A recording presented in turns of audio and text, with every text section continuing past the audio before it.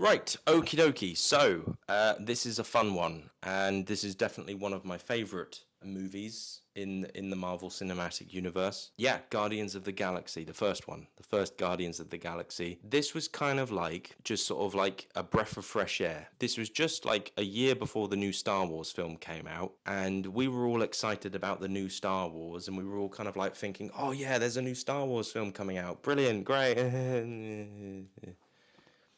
When we were all so blind. We were all so blind because this movie came out a year before and it was better. It was so much better than the new Star Wars. We didn't need a new Star Wars. We had this. This was perfectly fine. This was perfectly fine for, to satisfy that kind of that Star Wars craving. It was space opera. It was, it was Flash Gordon. It was everything that we kind of wanted. Another thing to talk about. This film is great because it feels separate. And again, I like all of my films that are all connected and stuff, and all this stuff, and all the connections and whatnot. But the movies that stand out are the movies that are kind of like separate. For me, like Captain America, First Avenger, like that's separate, so that stands out. It's not too heavily connected to things too much. And then you've got, the first couple of movies, the first Iron Man film and obviously the new Fantastic Four film. But then you've got this film which just takes place in a completely different place, different galaxy in space, and you've got all these aliens and stuff, and you've got all these space creatures. Yeah, of course, there's connections with like Thanos, and you see Thanos in this film, and again, it does tease to the future of what's going to happen in the future. But Thanos isn't the main villain.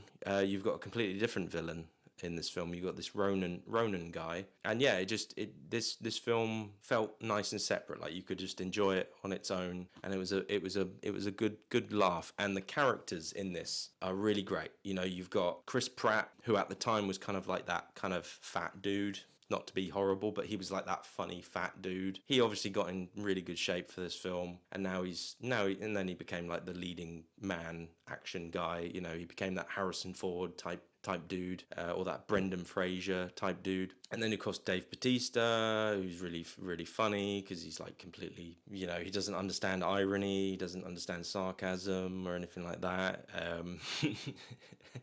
He's just a bit of a dimwit, but he's a lovable character. And then you got like Rocket Raccoon, you got Groot, who just says "I am Groot." It's Vin Diesel. Vin Diesel just literally says one line, and he probably got paid millions to do that. And then of course you've got what's her face from Avatar, who's playing a green alien this time. I forgot her name, but anyway, she's in it. She was also in Star Trek, so she's in a lot of movies, really. She's quite a big star. I think she won an Oscar recently. But no, this film was just a lot of fun, and I think that again, this was a good, like, Marvel were kind of like planning their whole universe in the right way. Like if you compare it to like the DC universe, they were rushing it too much.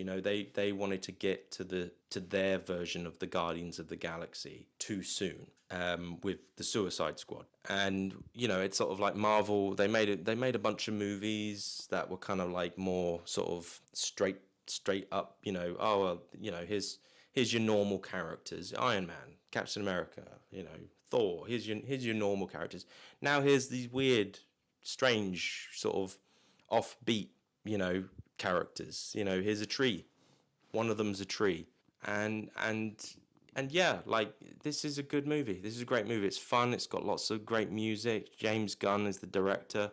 You can definitely feel, again, going back to like the whole Shane Black. You can feel that it's Shane Black, whereas like Alan Taylor doesn't really have he doesn't really have a style when he did Thor.